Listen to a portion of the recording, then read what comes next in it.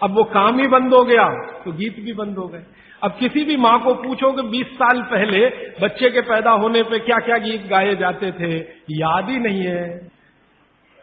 तो अब क्या करते हैं, जो सिनेमा के गीत हैं उनका सीडी लगा के चला देते हैं। घर में बच्चा पैदा हुआ तो चोली के पीछे क्या, तो चील बड़ी है मस्त मस्त, आती क्या खंडाला, तो जाती क्या खंडाला, ये घर में बजाए जा रहे हैं। कब? जब बच्चा पैदा हुआ।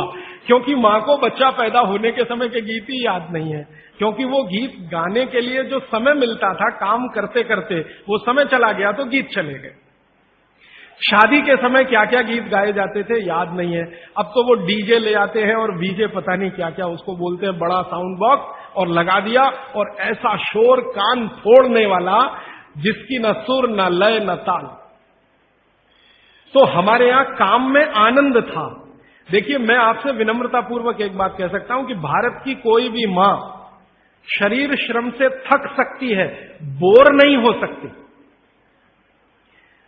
यह शब्द बोरियत भारतीय शब्द नहीं है, यह अंग्रेजों का शब्द है। हिंदी में वैसे का वैसे ही हमने ले लिया, बोर होना। जी हम क्या कर रहे हैं, बोर हो रहे हैं। आजकल के बच्चों को मैं बहुत सुनता हूं, जी क्या कर रहे हैं, बोर हो रहे हैं। जी बोर हो रहे हैं। अब बोर हो रहे हैं तो करें क्या, तो ले दे के वो एक टीवी है चालू कर दिया, उसमें पोगो देखो, पोगो। अब पोगो में क्या है, वो और ज्यादा बोर हो जाओ तो पोगो की जगह कोई दूसरा देखो, लोगो, या तीसरा देखो। वो सब आपको बोरियत में ही ले जाएंगे। क्यों? क्योंकि इसमें इंटरेक्शन कुछ नहीं है, सब कुछ वन साइडेड है। और गीत गाने में इंटरेक्टिव है, ये एक साइड नहीं है, ये मल्टी साइडेड है। तो हमारी माताएं गीत गाती थी, हर समय के लिए गीत बने हैं। पापड़ बना रही हैं, बड़ी बना रही हैं, उस समय के गीत अलग है। मसाला पीस रही हैं, उस समय के गीत अलग है। शादी के लिए मसाला पीस रहा है, उस समय के गीत अलग है। शादी के लिए पापड़ और बड़ी बन रही है, उस समय के गीत अलग है। ये गीत इकट्ठे आजकल मैं कर रहा हूं, हजारों की संख्या है गीतों की, लेकिन इनको लिपिबद्ध हम नहीं कर पाए, किताबें नहीं छपी, इनकी नोटबुक्स नहीं बनी, तो धीरे धीरे खत्म हो रहे हैं या तिरोहित हो रहे हैं। इन गीतों में जो सुर है, जो लय है, जो ताल है, वो हर मां के लिए आसान है। हर मां उस सुर और लय और ताल में गा सकती है। आवाज का पिच ऊपर नीचे हो सकता है, लेकिन सुर लय ताल वो सबको एक जैसा है, मालूम है, उत्तर से दक्षिण, पूरब से पश्चिम। धान की पौधे लगा रहे हैं तो अलग गीत है, धान काट रहे हैं तो अलग गीत है, धान को घर ले जा रहे हैं तो अलग गीत है। हमारे यहां हर काम के साथ गीत और संगीत है, क्योंकि बोरियत ना आए। और आज जो आधुनिकता में से निकला है, मॉडर्निज्म में से निकला है, इसने सब कुछ खत्म कर दिया तो बोरियत ही आएगी। समय आपका ले लिया तो बोरियत आएगी। तो भागवत जी कहते हैं कि आपका जीवन, ये अब उनका 5वां सूत्र है, आपका जीवन जहां आप रहते हैं, जहां आप रहते हैं, माने आप मद्रास में रहते हैं तो यहां की जो आबो हवा है, जो यहां की तासीर है, उसके हिसाब से चलना चाहिए। राजस्थान में रहते हैं तो वहां की आबो हवा तासीर से चलना चाहिए। तो हर आबो हवा और तासीर में खास तरह के गीत, खास तरह का संगीत, खास तरह का श्रम, ये हजारों साल पहले बना और विकसित हुआ है। ये वापस आएगा, मुझे इसके बारे में थोड़ी शंका होती है, लेकिन हम प्रयास करेंगे तो जरूर वापस आ सकता है। इतना मुझे भागवत जी के 5 सूत्र अब तक मैंने आपसे कहना है। अब इन 5 सूत्रों पर कोई भी सवाल हो तो आप पूछ सकते हैं। मैं आपको भागवत जी के 50 सूत्र बताऊंगा अगले 28 तक, अभी तक 5 बताए। कोई सवाल पूछना चाहें तो जी पूछिए, हाथ उठाइए। और मेरी विनती है भैया, कोई उठ के ना जाए प्लीज, थोड़ी देर रुकिए। ये सवाल हो सकता है आपके भी काम के हों, जरूरी नहीं है कि जिन्होंने पूछा उन्हीं के काम के, हो सकता है आपके भी काम के। थोड़ी देर सब रुकिए प्लीज। हाँ, आप मेहरबानी करके इन 5 सूत्रों को क्रम से एक बार फिर से। हाँ, अगर कागज पेन है तो लिख लीजिए, कॉपी है तो लिख लीजिए, डायरी है तो लिख लीजिए। और मैंने आपसे कल भी कहा था, आज फिर कह रहा हूं कि नहीं लिख पाए तो भी चिंता मत करिए, ये सब सूत्रों की पुस्तकें भरपूर मात्रा में आ गई हैं। एक भाई कौन लेके आए, उनका मैं धन्यवाद देना चाहता हूं, ट्रांसपोर्ट में जाके, अंजनी कुमार जी हैं, हाँ, बहुत धन्यवाद आपका। ये अंजनी भाई, हमने कई पुस्तकें ट्रांसपोर्ट से भेजी थी, वो आ गई हैं, यहाँ पीछे है भरपूर मात्रा में। ये सब सूत्र उनमें विस्तार से है, मैं तो शॉर्ट में बता रहा हूं, आप वो भी ले जा सकते हैं। बाहर आज स्टॉल पर भरपूर पुस्तकें। हाँ, 5 सूत्र फिर से बताता हूं। सबसे पहला सूत्र जो मैंने कल कहा था कि भोजन को बनाते और पकाते समय सूर्य का प्रकाश और पवन का स्पर्श ना मिले तो वो भोजन नहीं करना। अब सूर्य के प्रकाश और पवन के स्पर्श का लंबा विश्लेषण मैंने कर दिया था कि आप प्रेशर कुकर का खाना नहीं खाना, माइक्रोवेव का खाना नहीं खाना, रेफ्रिजरेटर का खाना नहीं खाना। ये दूसरा जो सूत्र था भागवत जी का कि खाना पकने के 48 मिनट के अंदर खाना पकने के 48 मिनट के अंदर खा लेना, बचना नहीं चाहिए। दूसरा सूत्र वो मैंने विस्तार से समझा। तीसरा सूत्र था कि खाना बनाने का जो सामान है, जैसे गेहूं का आटा, चने का आटा, दाल का आटा, या तो बाजरी, मक्की वगैरह वगैरह, तो गेहूं 15 दिन माने गेहूं का आटा 15 दिन पुराना तक खा सकते हैं। और ये जो मोटे अनाज कहे जाते हैं, ज्वारी है, बाजरी है, मक्की है, ये 7 दिन पुराने से ज्यादा ना हो। मतलब ये है कि घर में 15 दिन से पुराना आटा नहीं रखना, सीधा सा सूत्र है। हर 15 दिन पे नया आटा आता रहना चाहिए। उतना ही आटा पिसवाइए ना जितना जरूरत है। आप चक्की लाते हैं तो बहुत अच्छा, नहीं लाते तो भी चक्की पर जो आटा पिसवा कर ला रहे हैं वो 15 दिन से ज्यादा पुराना ना, ऐसा आप अपने घर में नियम बनाएं। तो ये तीसरा सूत्र है। चौथा सूत्र है भागवत जी का जो मैंने आपको समझाया कि आप अपने शरीर श्रम को 60 साल की उम्र तक कम मत करिए। मतलब यह है, उन्होंने एक उम्र बनाई है, बच्चा जब पैदा हुआ और 18 साल तक उनका एक कैटेगरी है, 18 साल से लेकर 60 साल उनकी दूसरी कैटेगरी है, और 60 साल के बाद 100-125 साल उनकी तीसरी कैटेगरी है। तो भागवत जी का सूत्र यह है कि 60 के आगे की जो कैटेगरी वाले लोग हैं, 60 से 100-125, इनके जीवन का श्रम कम होते जाना चाहिए, उम्र के साथ कम होते ही जाना चाहिए। ये ज्यादा श्रम ना करें तभी अच्छा है, इनको आराम ही करना है। तो 60 से आगे की उम्र वाले श्रम को कम करते जाएं उम्र के हिसाब। 18 से 60 के बीच के जो लोग हैं ये अपने श्रम को थोड़ा थोड़ा बढ़ाएं। 18 से 19 में थोड़ा ज्यादा, 19 से 20 में थोड़ा ज्यादा, 20 से 21 में थोड़े ज्यादा, ये है 18। और 18 से और 1 साल वाले, माने जिनका जन्म हुआ है, और 18 साल वाले, इनके लिए उन्होंने कहा है कि इनकी उम्र जो है ज्यादा श्रम करने की वहां है जो इनको खेलने के रूप में है। आप वो माने कि श्रम है, जैसे बच्चा खेल रहा है, ये उसका श्रम है, तो आप उनको ज्यादा खेलने दीजिए। मतलब यह है कि 18 साल से कम उम्र के बच्चों को खेल कूद ज्यादा करने दीजिए, वो उनका श्रम है। 18 से 60 की उम्र में ऐसा श्रम जिससे उत्पादन भी होता हो। चक्की चलाई तो आटा बन गया, सिलबट्टा चलाया तो चटनी बन गई, माने उत्पादन कुछ ना कुछ हो। तो उत्पादक श्रम 18 से 60 के बीच में कम मत करिए, 60 के बाद इसको कम करते जाइए, और 18 से 1 साल के बीच के बच्चों को उत्पादक श्रम मत कराइए। ये है। और आखिरी सूत्र, माने आज के हिसाब से आखिरी सूत्र, कि आप अपने जीवन में तासीर का ध्यान रखिए, आबो हवा का ध्यान रखिए, वातावरण का ध्यान रखिए जहां आप रह रहे हैं।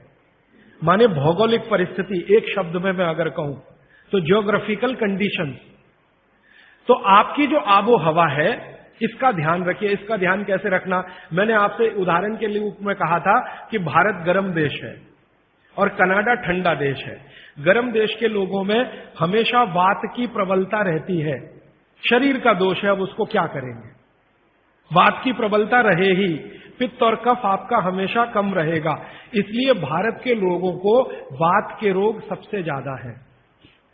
भागवत जी कहते हैं कि भारत के लोगों को लगभग 70 से 75% रोग वात के हैं, 12 से 13% रोग पित्त के हैं, और 10% रोग कफ के हैं।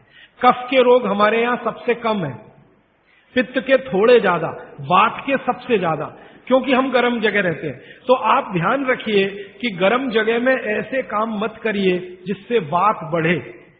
जैसे मैं आपको एक उदाहरण दूं, माफ करिएगा ये उदाहरण देते हुए, आप दौड़ लगाते हैं, रनिंग, इसमें वात सबसे ज्यादा बढ़ता है। हमारे यहां आजकल एक फैशन आया, मॉर्निंग में दौड़ो। दौड़ना नहीं है, चलना है। चलने और दौड़ने में अंतर आप समझते हैं। दौड़ने में ऊर्जा बहुत शरीर की, गर्मी बहुत शरीर की बढ़ेगी और वात को बढ़ाएगी। वात बढ़ेगा तो ये घुटने बहुत जल्दी आपके थकेंगे। आप देख लो, जितने हिंदुस्तान के रनर है ना, रनर 100 मीटर दौड़ने वाले, 200 मीटर, 35 साल के बाद किसी के घुटने काम नहीं करते, सब बैठ गए। मिल्खा सिंह को मैं मिला हूं, वो कहते हैं यार उस समय जो मैं दौड़ गया ना, अब पता चल रहा है कि उसका क्या असर है। परमानेंट डैमेज हो गए हैं दोनों नी जॉइंट्स मिल्खा सिंह के। तो भारत दौड़ने वाला देश नहीं है। माने सुबह आप जाओ तो मॉर्निंग वॉक के लिए जाओ, रनिंग के लिए मत जाओ। जाओगे तो बात बढ़ेगा, बात बढ़ेगा तो तकलीफ आए। तो बागवती जी बहुत गहरी बात कह रहे हैं। जहां रहते हो वहां की आबो हवा और तासीर को ध्यान में रखो। हमारी आबो हवा गर्म है, गर्म हवा में वात बढ़ता है, ये याद रखो। तो वात बढ़े ऐसा कोई काम मत करो। और यूरोप वालों के यहां क्या है, कफ बहुत बढ़ता है क्योंकि ठंड है, ठंड में हमेशा कफ बढ़ता है। तो ठंडी लोग हैं, ठंडे देश हैं, ठंडा आबो हवा है, तो कफ बहुत बढ़ेगा। तो वो उसका ध्यान रखें जो कनाडा में रहते हैं, अमेरिका में रहते हैं, कि कफ मत बढ़ने दो। अब बात ना बढ़े हमारा, कफ ना बढ़े यूरोप और अमेरिका वालों का, तो सारी दुनिया निरोगी। पित्त जो है वो सम में वैसे भी रहता है, पित्त जो है ज्यादातर सम में ही रहता है। तो ये 5वां सूत्र है। तो ये 5 सूत्र मैंने फिर से आपको बता दिए।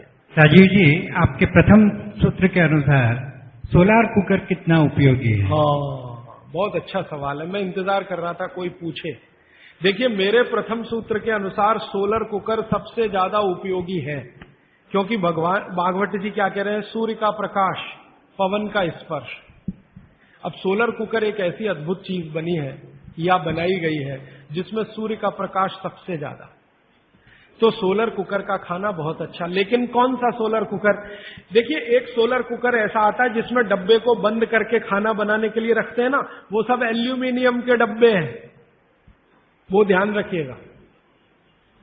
आपने देखा ना सोलर कुकर में वो डब्बे बंद करके हम रख, वो सब एल्यूमिनियम। और कल मैं कह चुका हूं इस बात को कि एल्यूमिनियम दुनिया का सबसे खराब मेटल है जिसमें खाना नहीं रख सकते।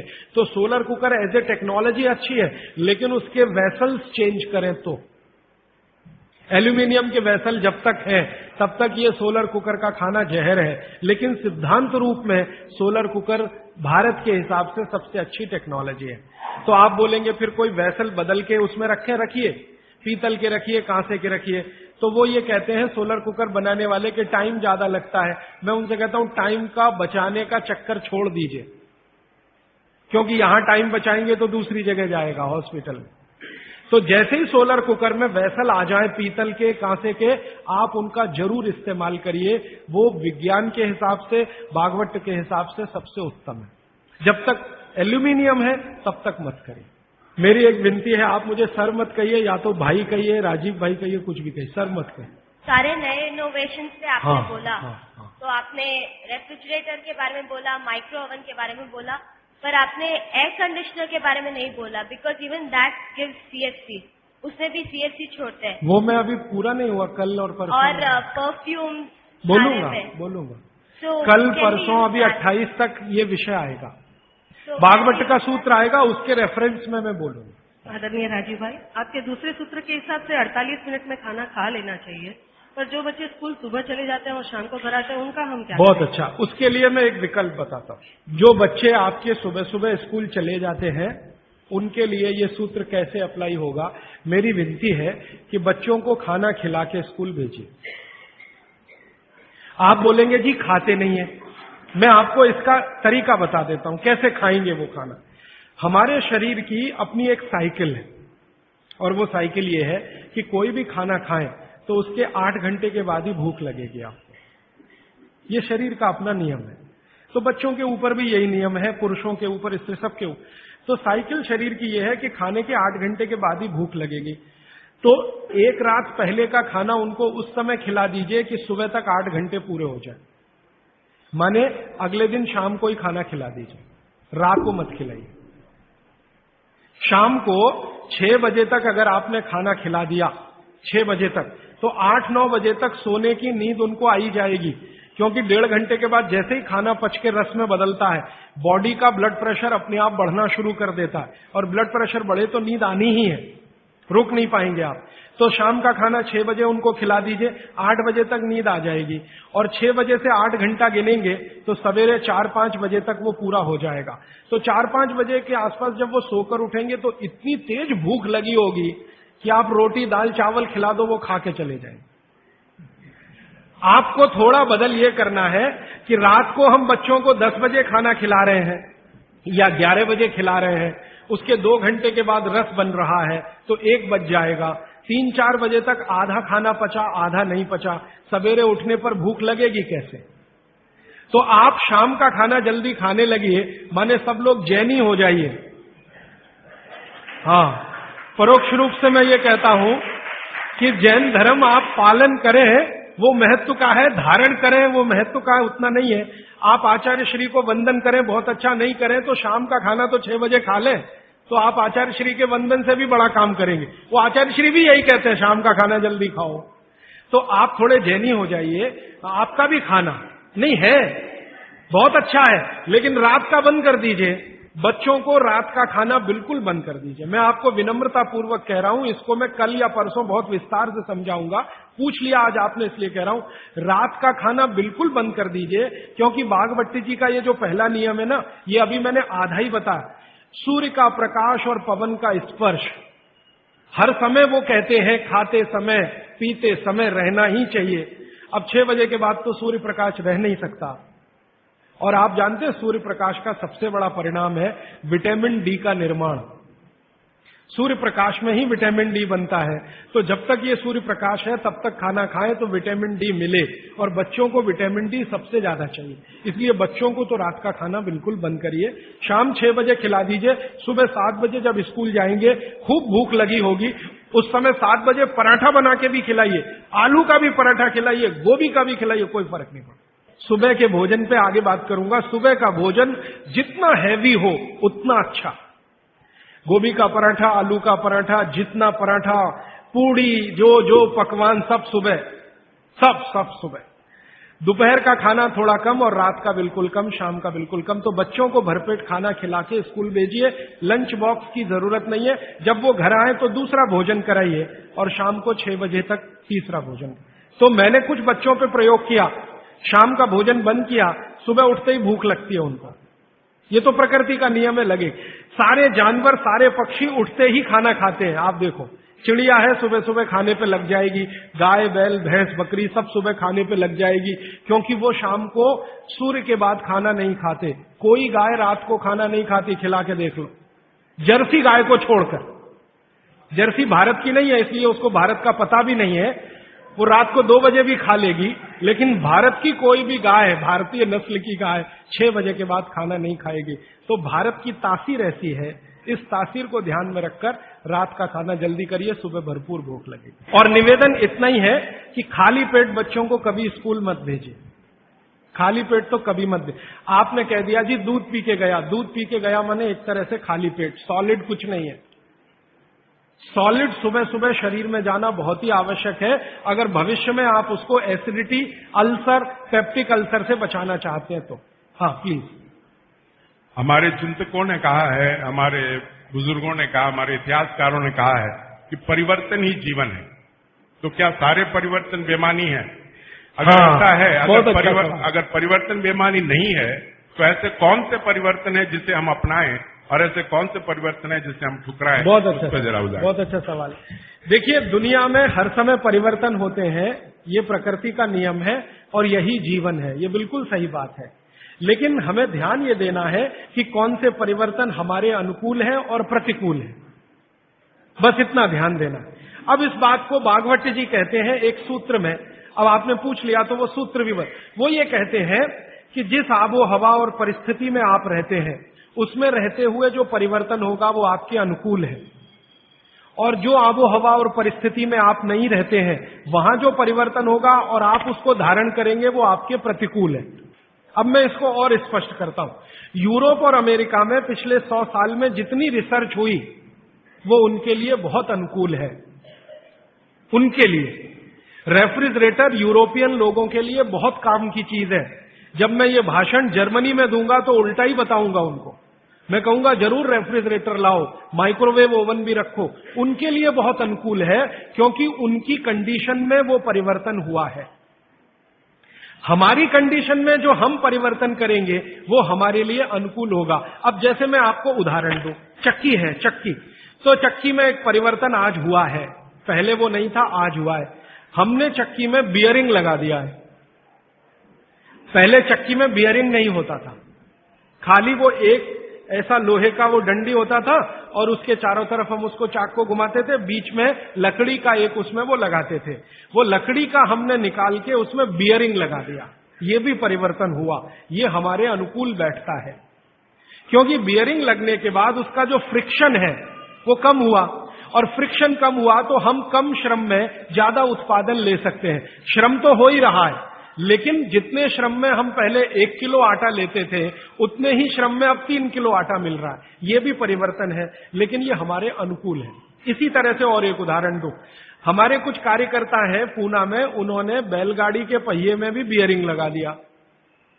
परिवर्तन यहां भी हुआ, नई बैलगाड़ी बनी, उसमें बियरिंग का पहिया है। अब उसका क्या हुआ कि बैल को खींचने में मदद हो गई। पहले बैल 1 टन अनाज लेके जाता था, अब बियरिंग लगी हुई बैलगाड़ी में वही बैल 3 टन लेके जाता है और बिना थके हुए। तो ये भी परिवर्तन है। तो परिवर्तन हमारे आबोहवा ने पर्यावरण और हमारी प्रकृति के अनुकूल है तो हमारे लिए बहुत अच्छा है, और दूसरों के आबोहवा और प्रकृति के अनुकूल जो परिवर्तन है वो आपको उतना अच्छा नहीं है। ये है कहने का मतलब। ठीक है जी, एक बच्चा पूछ रहा है। हाँ पूछो। इलेक्ट्रिक गैस को यूज करना कि नहीं? इलेक्ट्रिक गैस ज्यादा अच्छा नहीं है, लेकिन मजबूरी हो तो ठीक है। अगर आपके पास उसका कोई विकल्प नहीं है तो जरूर इस्तेमाल कर लीजिए, लेकिन अगर विकल्प है, भारत में तो है, ये मैं जानता हूं, इसलिए ज्यादा अच्छा नहीं है। जी, आबोहवा से जुड़ा हुआ एक सवाल है। जैसे राजस्थान में गेहूं की बहुतायत होती है और यहाँ पे चावल की होती है। हाँ। यहाँ पे चावल के खाने के आइटम ज्यादा हो, तो क्या ये सही होगा कि यहाँ चावल का, हम खाने में चावल का उपयोग ज्यादा करें? बिल्कुल सही होगा। आप इस समय चेन्नई में रहते हैं, तमिलनाडु और पूरा एरिया चावल के लिए मशहूर है, तो आप चावल ही ज्यादा खाइए। और इसको ज्यादा आगे बात गहरी बता देता हूं। यहाँ की जो मिट्टी है, तमिलनाडु की खेतों की मिट्टी और राजस्थान की जो मिट्टी है, उसमें जमीन आसमान का अंतर है। यहाँ की मिट्टी आप अगर देखोगे तो वो ऐसी है जो पानी को ज्यादा देर पकड़ के रखेगी, और राजस्थान की मिट्टी रेतीली है जिसमें पानी टिकेगा नहीं। ये भगवान ने अच्छे से बनाया है।